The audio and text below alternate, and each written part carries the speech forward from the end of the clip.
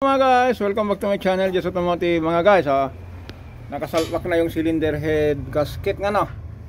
Yan, yung logo po ng Hyundai, yung part number. Yan.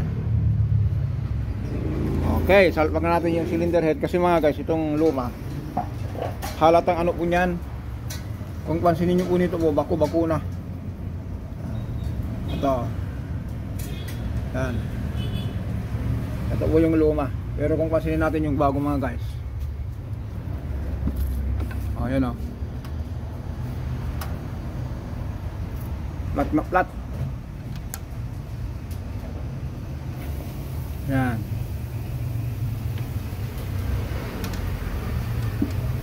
Okay. Mga guys, ang tawag ko dito, laglag na lang. Wala lang machine shop. Patong na lang natin yan. Ito po kasi yan ang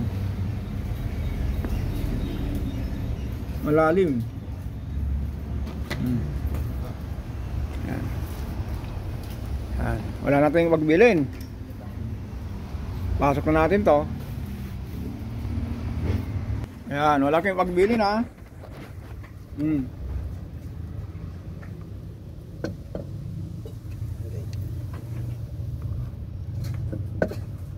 Ayun.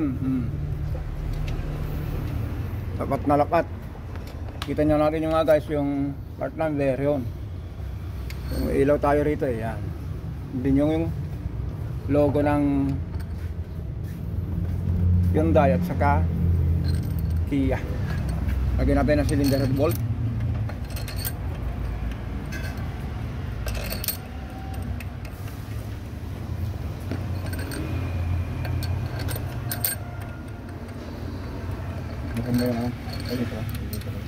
Mamaya kung ilagay na natin yung camshaft. Ayan mga guys, pumikot tayo saglit kasi hindi ba natin natatapos itong Hyundai na to. Meron na naman dumating na Hyundai ano to, ano,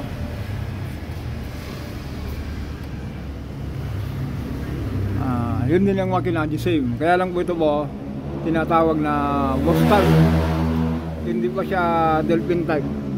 Tapos mga guys, si Sir Harold sa from Quezon, Sir, itong makina mo by check natin bukas kung maumpisa natin to kasi na-check na yung block.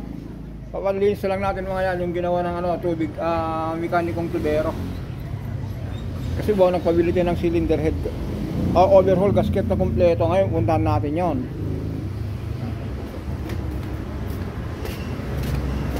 So boss, ito mga guys, sabi ko nga po, ilagay na yung yung camshaft.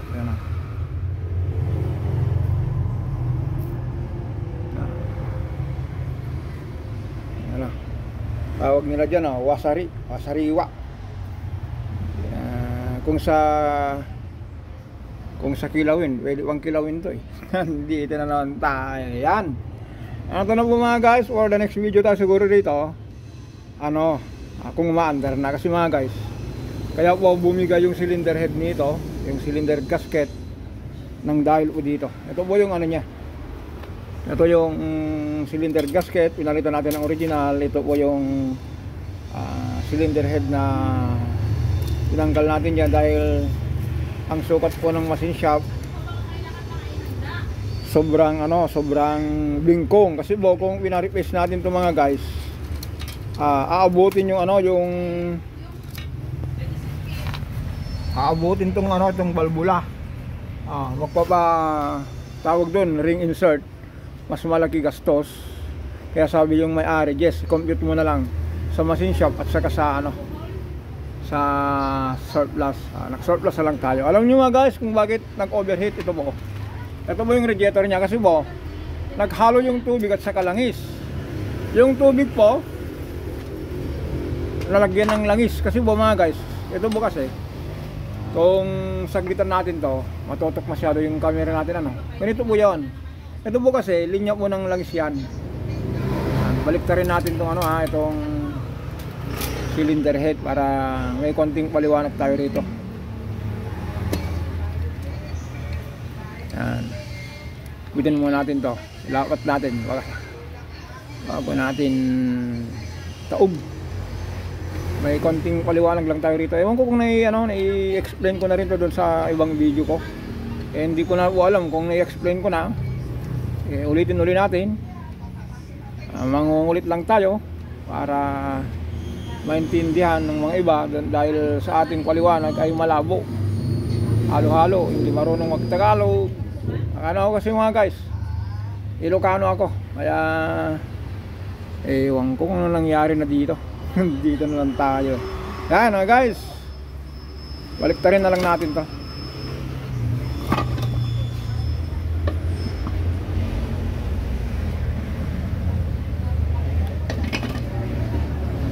Yun.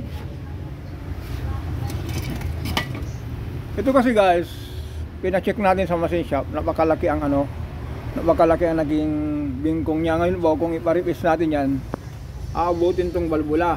Ay ngayon po, kung umabot yung balbula po rito, may bantay, maguntugan po si balbula at saka piston, kakaroon ng ingay. Kaya ang gagawin ngayon ng machine shop mga guys, ahabulin po, igragren po yung ring insert, bagong setting ng balbula. Ibabaon yung balbula, babawasan yung yung balbula sa taas para yung clearance. Ngayon mga guys, yung binabanggit po natin na bomba ng langis, ito po yun. Yan po yung bomba ng langis. Kung pansinin nyo mga guys, ito po yung bomba ng langis, andito yung tubig. Nakita nyo ba? Ulitin natin. Yan. Ito yung bomba ng langis, yung nag-overheat po, sumirit po yung langis dito, pumunta sa tubig. Kaya po yung yung radiator po na naapektuhan, na nawasag. Napunta lahat yung langis doon. Ito mga guys, pansin nyo po itong crack na yan. Yan. Yan. Yan. Ito po yung radiator niya. Kasi ang ginawa natin dito guys, dinala natin doon sa gumagawa ng radiator. Sana patanggal natin yung mga langis na nagbara. Habang yan, pagtanggal lang takip yung crack. Yan. Hindi natin kasi nung dumating kasi dito guys, hindi natin na pinaandara nag-troubleshoot ng overheat kasi po sobrang lala na po yung langis. Yung radiator po punong-puno na ng langis, imbes na tubig, langis na po yung laman dahil po dito. Ito po yung yung bomba ng langis, tumawid dyan sa linya ng tubig. Kaya ulitin natin mga guys. Yung langis po ang pumunta sa tubig, hindi po yung tubig pumunta sa langis. Kasi po yung makina niya po wala akong tubig, hindi nagsharon kuneta. Ang nagsharon kuneta mga guys, radiator po. Ulitin natin, yung langis po tumawid, pumunta sa tubig. Hindi po yung tubig ang pumunta sa langis. Kasi po mga guys, ito ulitin natin, pressurized po niyan, sirit po niyan. Kaya ganyan po niyan. Ulitin natin.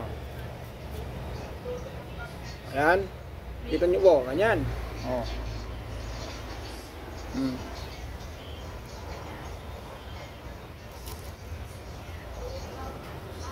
Yun, kitang-kita yan, hanggang dito na lang po tayo mga guys. Ito lang po tayo rito. Ang ginawa po natin, yan, ulitin natin, bumili tayo ng surplus sa cylinder head para nakasalpak na. Yan, tapos puntahan natin yung pyesa ng Ford GX1. Singaw ko, iniwasan kong masaktan. Ito.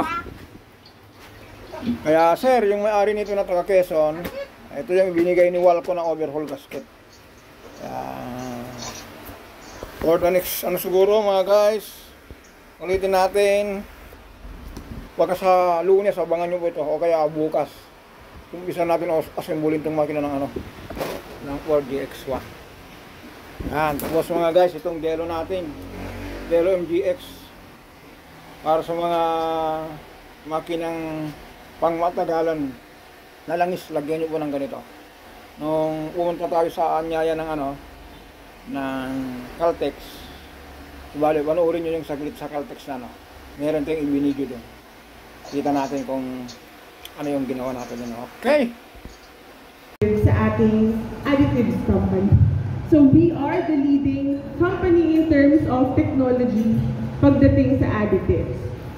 We are the only oil major with a holistic approach to value chain. So ito yung sinasabi natin kanina. Yan, ang kaganda We mga guys, are kung the meron leading tayong in ganitong, terms of integrated supply meron tayong chain, ganitong research and seminar, development of products. may maliwanag natin Mamaya sa customer makikita kung ninyo doon sa Delo and Havolin natin na series of anong first dapat sa makina, na marami anong maganda tayong sa makina. sinimulan sa industriya, no? Na sinundan na lang din ng ating mga kasamahan sa merkado.